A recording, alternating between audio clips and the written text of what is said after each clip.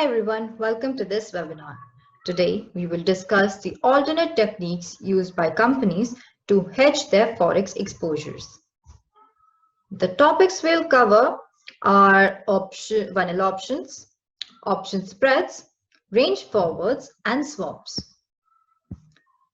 Let's first start with understanding what is the risk that businesses face. The risk faced by importers and exporters is of unanticipated changes in the currency exchange rates. The volatility in the exchange rates can have detrimental effect on the firm's financial and competitive position and on the value of the firm. By hedging, we can fix the rate we get in the future. Since the rate of exchange is already fixed for the future transactions, there will be no variability in the cash flow. Hence, changes that take place between the contract date and the actual transaction date do not make any impact on the business's margins.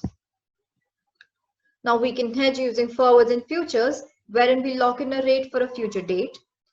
Although more sophisticated and effective techniques like options, which hedge the downside but keep the upside open, or swaps also exist. Let's first start with looking at options. Options give you the right, but not an obligation, to buy or sell currency at a predetermined exchange rate and at a specified date or period.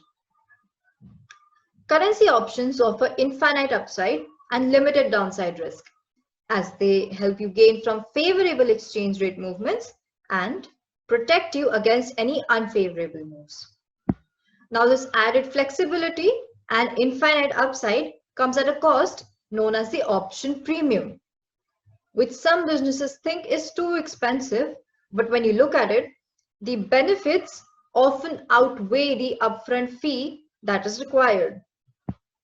And the premium paid is the maximum loss an option holder incurs. Let's look at some basic terminology to better understand options. Spot rate. It is the rate prevailing in the market at the time of booking the option. Strike price. It is the rate we fix by buying the option. Option premium is the price we pay for buying the option. Premium is paid when we buy the option and received when we sell the option. A call option gives the option buyer the right to buy one currency against another at a particular predetermined price for a fixed maturity. A put option gives the option buyer the right to sell one currency against another at a particular price on a fixed maturity. Now, what is a maturity? Maturity is the date at which the option contract will be settled.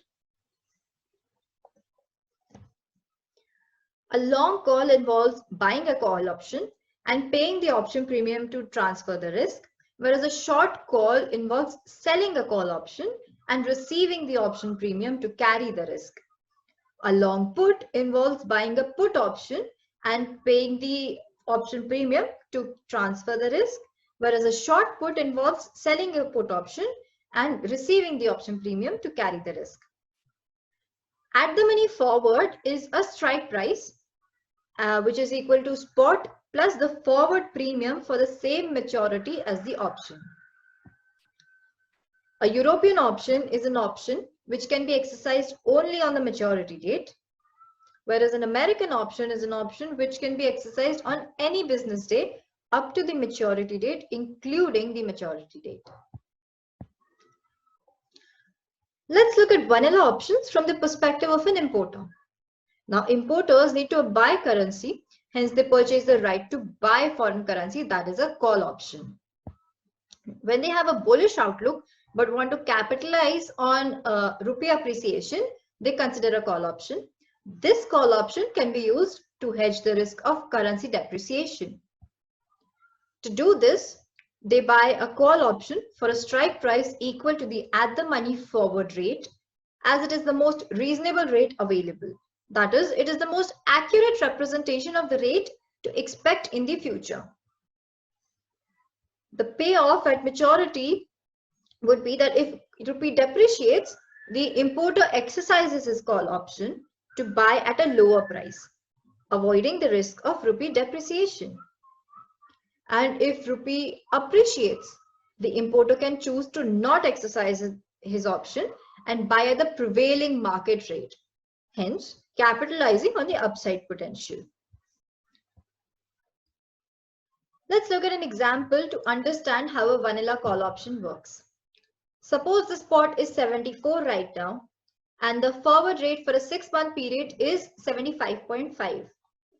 We will buy a call option of 75.5 at the price of 1 rupee 50 paisa. Analyzing this option at maturity, we see that if the spot at maturity is greater than the strike price, that is the spot is greater than 75.5, the importer will exercise his option and buy at a fixed rate of 75.5, getting a net effective rate of 77, which is the strike price adjusted for net gain or loss. Looking at the same on the chart, we can see that if the spot at maturity is greater than the strike price, we are getting a fixed rate of 77. And the importer will start gaining once the premium of the 1 rupee 50 paisa is recovered. Another case could be that the spot at maturity is less than the strike price, that is the spot is less than 75.5. Then the importer will not exercise his option and buy at the market rate plus 1 rupee 50 paisa, which is the premium that he has paid. So the maximum loss incurred by the importer in this case is 1 rupee 50 paisa, that is the premium paid. Looking at the same on the chart, we can see that when spot at maturity is less than 75.5, the importer is buying at the market rate and the maximum loss that he has incurred is 1 rupee 50 paisa. Now let's look at vanilla options through the perspective of an exporter. Exporters need to sell currency, hence they purchase the right to sell foreign currency, that is a put option. When they have a bearish outlook but want to capitalize on rupee depreciation, they will consider a put option, which can be used to hedge the risk of currency appreciation. To do this, they will buy a put option with a strike price equal to the at the money forward rate.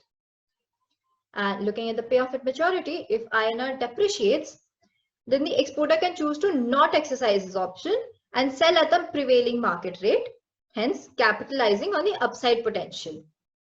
And if rupee appreciates, then exporter can exercise his put option and sell at a higher strike price, therefore saving himself from the risk of rupee appreciation. Let's look at an example to understand how a vanilla put option works. So suppose the spot is 74 and the forward rate for a 6-month period is 75.5. We will buy a put option of 75.5 at the price of 1 rupee 50 paisa.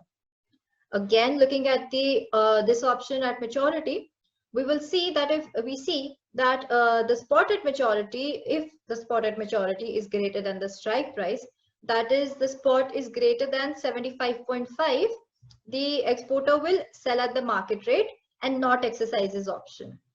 The rate that the exporter will get is the market rate less 1 rupee 50 paisa, which is the premium that he has paid. Looking at the same on the chart, we can see that if the spot at maturity is greater than 75.5, the exporter is getting the market rate less 1 rupee 50 paisa, the premium paid, and the maximum loss incurred by the exporter is the premium that he has paid of 1 rupee 50 paisa. On the other hand, if spot at maturity is less than the strike price, the exporter will exercise his put option and sell at the fixed rate of 75.5, getting the net effective rate of 74, which is the strike price adjusted for net gain or loss. Looking at the same on the chart, we can see that if the spot at maturity is less than 75.5, which is a strike, then the exporter is getting a fixed rate of 74. And the exporter starts gaining when the premium of 1 rupee 50 paisa is recovered. So this was about vanilla options. Now let's come at an even more sophisticated and advanced way to hedge your exposures, which is by using cost reduction strategies. Such option strategies involve two legs, which is buying an option and paying the option premium, and selling an option and receiving the option premium to completely or partially compensate the option premium which we have paid. According to an RBI regulation, a user can sell an option to receive option premium to the extent of the option premium paid. It cannot be a net receiver of option premium. We'll look at two kinds of cost reduction strategies: spreads and range forwards, both from the perspective of importers and exporters. Now, spreads are hedging strategies that involve taking two options of the same kinds, either two calls or two puts. An option is bought and simultaneously another option with a different strike price is sold. Spreads are suitable when the volatility is high, as vanilla options tend to become expensive during periods of high volatility. Now, there are two kinds of spreads which are commonly used to hedge forex exposures. A call spread, which is commonly used by importers to hedge against currency depreciation, and a put spread, which is commonly used by exporters to hedge against currency appreciation while being able to capitalize on the currency depreciation. So let's start with looking at a put spread. So when exporters have a market view that foreign currency won't depreciate much but may appreciate, they lock in a rate to hedge themselves from currency appreciation while keeping the upside potential open. Put spread involves taking two put options, a buy put option and a sell put option, and the maximum loss incurred by the exporter is the premium paid. Let's look at an example to understand the structure of a put spread. Now, suppose that the spot is 74 right now and the forward rate for a 6-month period is 75.5. We will buy a put option of 75.5 and pay a premium of 1 rupee 50 paise. Simultaneously, we will sell a put option of 73.5 and receive a premium of 65 paise. Doing this, our net premium payable comes down to 85 paise.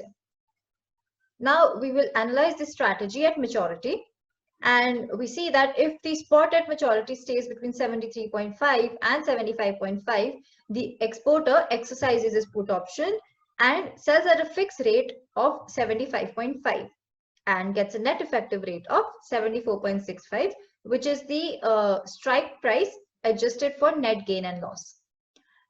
We can look at the same here, that if the spot at maturity stays between 73.5 and 75.5, the exporter is selling at a fixed rate of 74.65.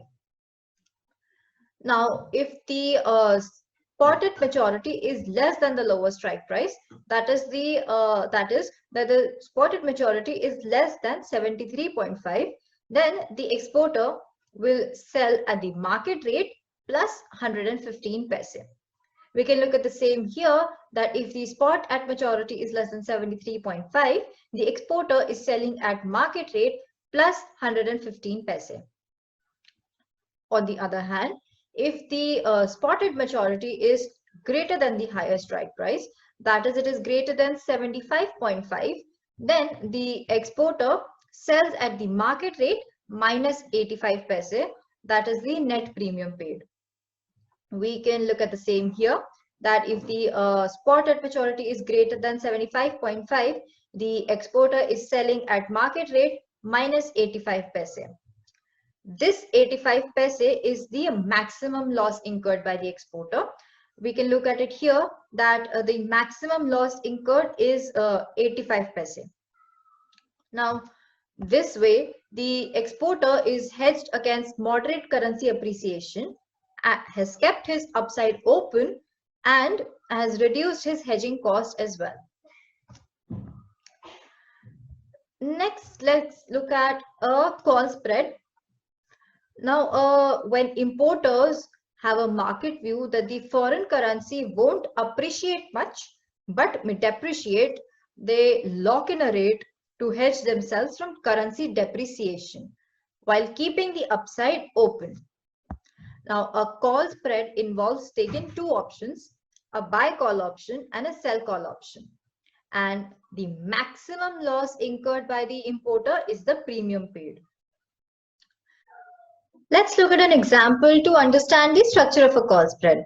Now, suppose the spot is 73 right now, and the forward rate for 6 months is 74.5.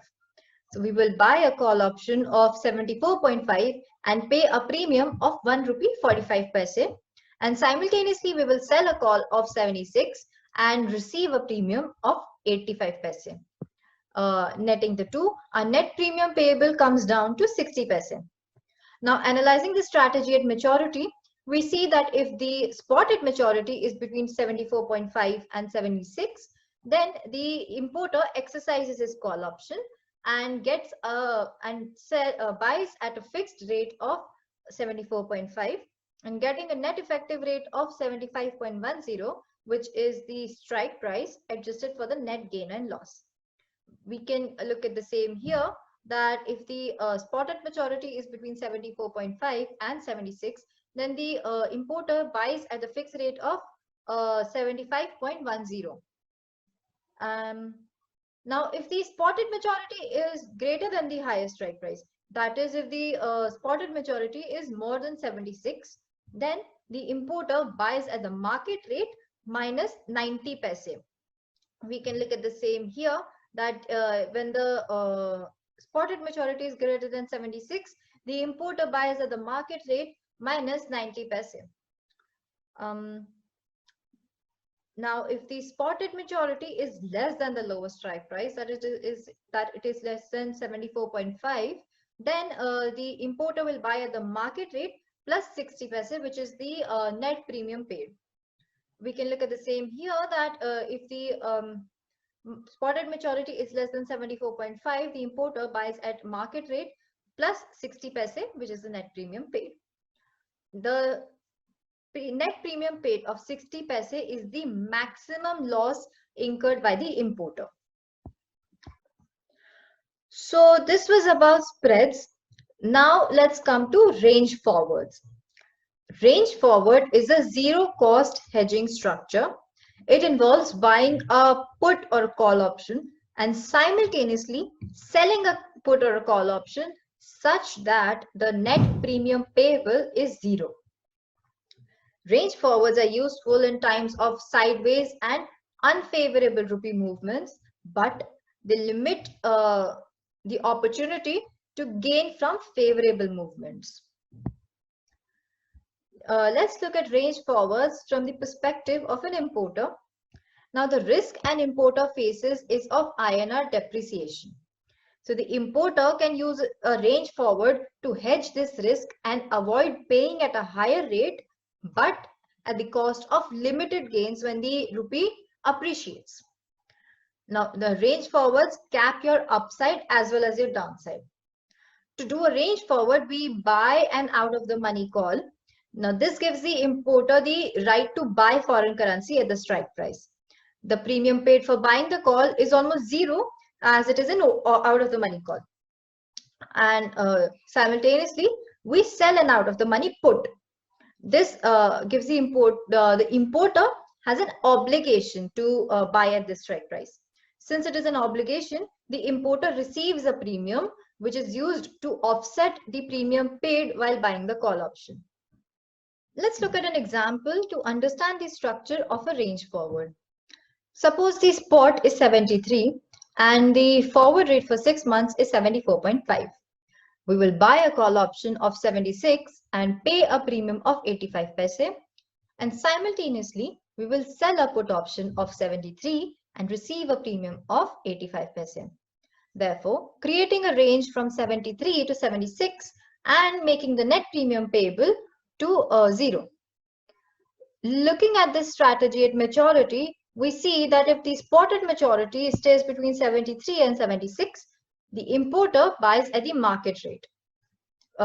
We can look at it on the chart that if the spot at maturity stays between 73 and 76, the importer is buying at the market rate. Now, if the spot at maturity is greater than the highest strike price, that is, it is more than 76, then the importer exercises his call option and buys at a fixed rate of 76. We can look at it here that if the spot at maturity is greater than 76, the importer is buying at the fixed rate of 76. On the other hand, if the spot at maturity is less than the lowest strike price, then the importer is obligated to buy at the put strike of 73. We can look at it on the chart that if the spot at maturity is less than 73, the importer is buying at a fixed price of 73. Now, this strategy allows the importer to buy at the lowest strike when the spot is less than the range, and to buy at the highest strike when the spot is more than the range. And when the spot is within the range, the importer buys at the market rate. This way, the importer is hedged when the rates increase, but at the cost of gains he could have realized on rupee appreciation. Next, let's look at a range forward from the perspective of an exporter. The risk that an exporter faces is of rupee appreciation. Now, exporters can use a range forward to hedge this risk and avoid receiving a lower rate, but at the cost of limited gains when the rupee depreciates. To do a range forward, we buy an out-of-the-money put. This gives the seller the right, but not an obligation, to sell foreign currency at the strike price. Now, out-of-the-money puts are chosen as the premium on these would be near to zero. And simultaneously, we sell an out-of-the-money call. The seller is obligated to sell foreign currency at this rate. Since it is an obligation, the exporter will receive a premium which is used to offset the premium paid while buying a put. Let's look at an example to understand the structure of a range forward. Now, suppose the spot is 73 and the 6-month forward rate is 74.5. We will buy a put of 73 and pay a premium of 80 paise. And simultaneously, we will sell a call of 76 and receive a premium of 80 paise. Therefore, creating a range from 73 to 76 and reducing the net premium payable to zero. Now, looking at the strategy at maturity, we see that if the spot at maturity is between the 73 and 76, the exporter will sell at the market rate. Looking at the same on the chart, we can see that if the spot at maturity is between 73 and 76, the exporter is selling at the market rate. Now, if the spot at maturity is greater than the highest strike price, that is, it is more than 76, then the exporter is obligated to sell at the call strike of 76.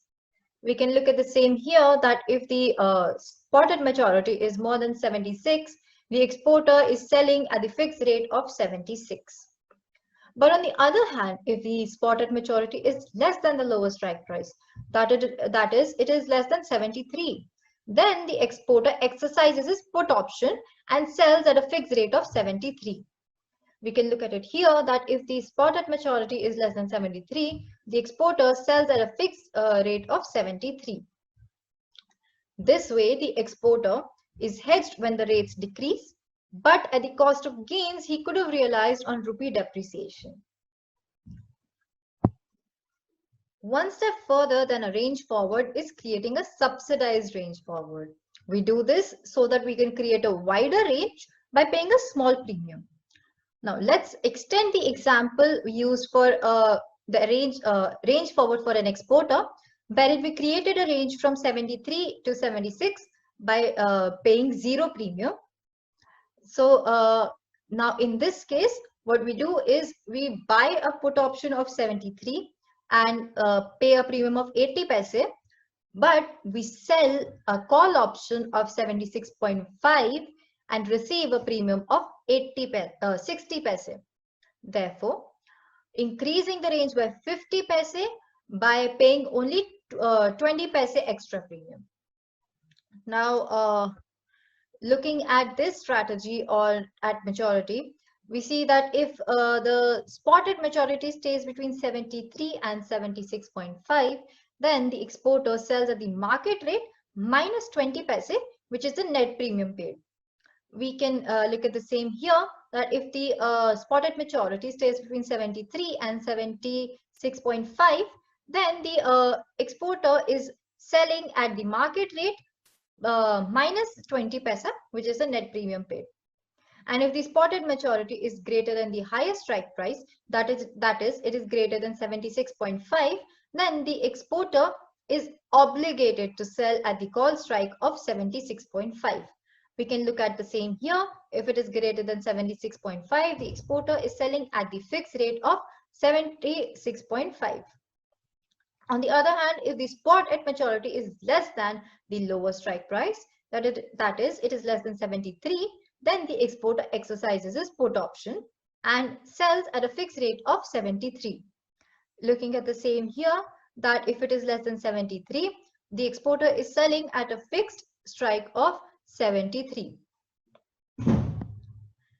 Now, this was about using options to hedge your forex exposures.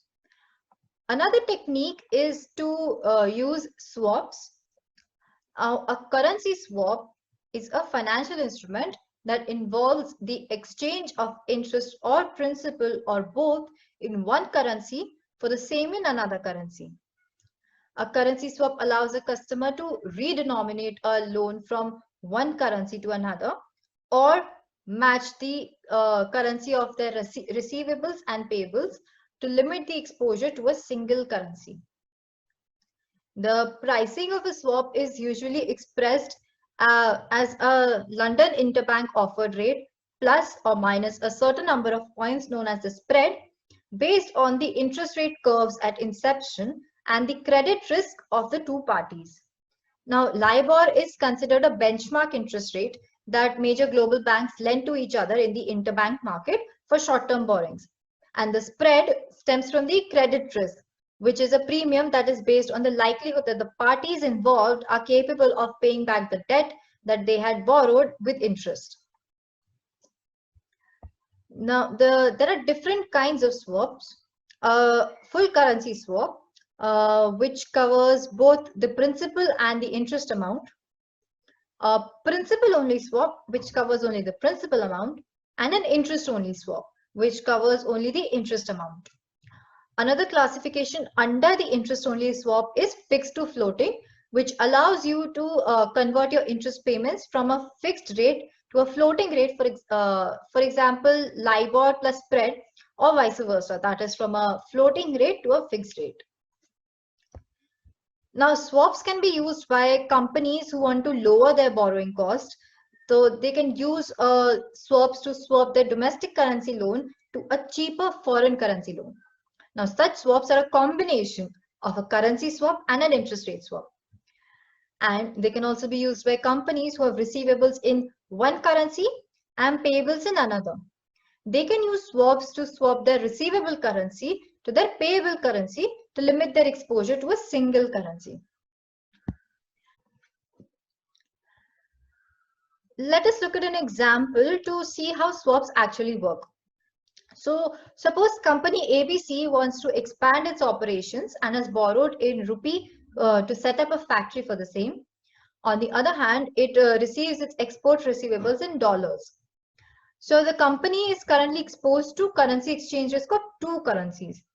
So it enters a 3-month swap to hedge this risk, which is as follows, that he pays $10 million and in return receives an equivalent amount of rupee. That is, if the current spot rate is 75, then for paying $10 million, he receives 750 million rupees.